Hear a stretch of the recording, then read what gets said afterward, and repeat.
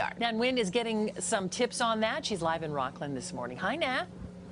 Yeah, you guys, very interesting morning. So the one snake that I had is one that will be helpful in a situation like this. So we have a rattlesnake over here in front of this house. We got Lou here. He is the professional with Reptile Removal USA. He's going to show us how he picks it up and takes it away for you. So what's the first thing you do, Lou? So when you come in here, you can see the snake is comfortable where he's at, and he's going to be probably pretty cool right now this morning, so he's waiting to sun up and look for some prey items, and you can tell he's very comfortable in people's yards. So when approaching these things, you really want to call a professional, unless you have experience with snakes, and you're going to use one of these trusty snake hooks, and you want to get in here, loop them, and each snake is different. Some are very aggressive. This guy seems to be really calm, and we're going to bring him out here to the open. Now, I never pin the snake down by the back of the head like they taught us when we were boys. Really? Because that's the primary way to get bit by a rattlesnake.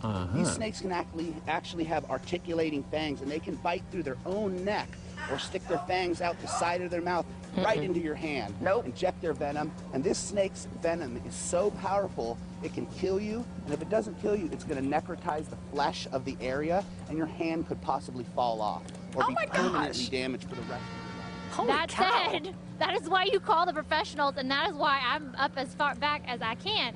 Now, we wanted to give people some tips. We were talking about things that we need to look for when you're out in your yard or somewhere, just to be aware and conscious, because like you said, they're not fast, but they're ambush predators, right? They wait for their prey and they come up to you. Absolutely. So the rattlesnake is an ambush predator, like Nan said, and they're very slow when they're moving around in the grass, but their strike is extremely fast. So these snakes are going to be waiting by brush piles, by debris that's in your backyard, waiting for a rodent to come by and eat some grain that was left by, or some seeds that are on the ground. Particularly in the spring, the rodents come out. If it's a heavy winter, that means lots of grass, lots of natural grain, which means more rodents. And more rodents means more snakes. So this last week we had some blazing hot heat. And all the snakes actually went underground. They were only coming out at night, so all of my calls were at night. It's a misconception that they like heat. Although they do like heat, snakes don't have the ability to regulate their body temperature, and they will die if they overheat. So right about now, 75 degrees, it's going to warm up a little bit. Today's going to be a pleasant day for snakes and for humans, so they're going to cross paths today. So you really want to be aware of the temperature. You know, if it's too cold for you, it's probably too cold for the snake. If it's too hot for you, it's probably too hot for the snake.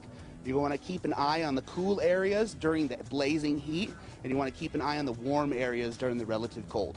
All right, so we'll drop this guy into the bucket, and we just wanted all the information to reach Lou is on our website, and of course it popped up in the corner. And again, like you said, can we show them the other snake that we had is actually one of the snakes, if you can believe it, that is a prey or preys on these snakes, and that's how you also use them to help you out. Right, so the snake that Nan was holding earlier was the California king snake, and a lot of you residents will notice it as being one of the more popular species of snake out here.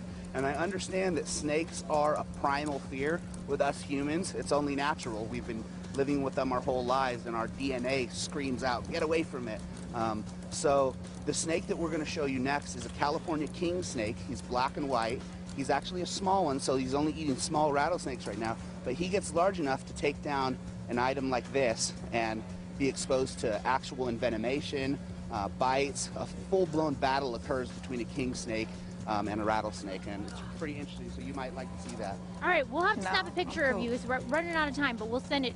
So anyways, I'm just saying, stay away from this guy. Yeah, why don't you? Step back. We've been asking you to step back for the last 3 minutes. You are too close. And you know, I was thinking, maybe it's a camera perspective. Maybe we're not seeing that she's pretty far away, because it looked like it was like her thigh right was like breakfast.